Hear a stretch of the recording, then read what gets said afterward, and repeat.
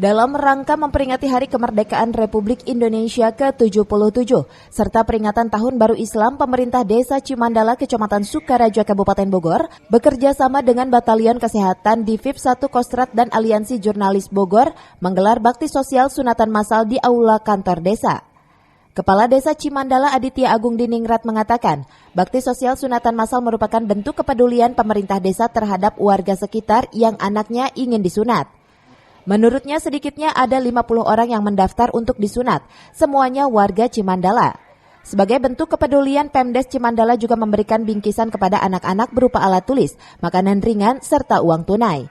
Pihaknya juga menyampaikan terima kasih kepada semua pihak yang telah membantu kegiatan bakti sosial. Massal yang diprakarsai oleh pemerintah desa, kami mohon bantuan dari Batalion Kesehatan untuk membantu dari tenaga medisnya.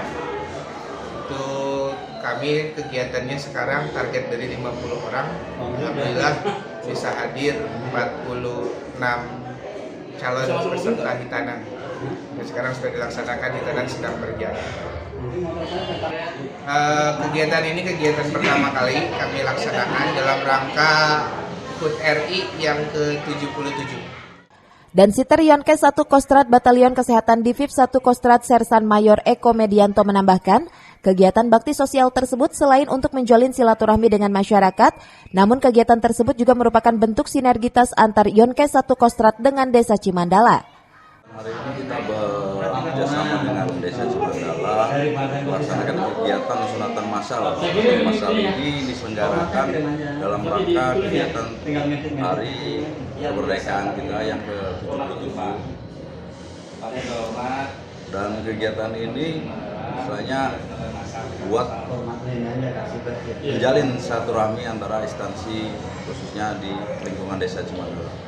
Melibatkan berapa tim medis? Untuk kami melibatkan tim kesehatan ada 15 personil kesehatan yang kita libatkan untuk di sini.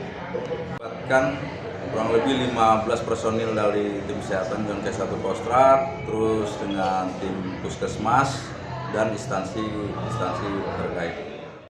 Dan Siter berharap kegiatan bakti sosial ini ke depannya akan terus ditingkatkan, serta bisa membantu warga yang ingin menghitan massal anaknya. Dari Sukaraja, Kabupaten Bogor, Suhanda Abrizi melaporkan.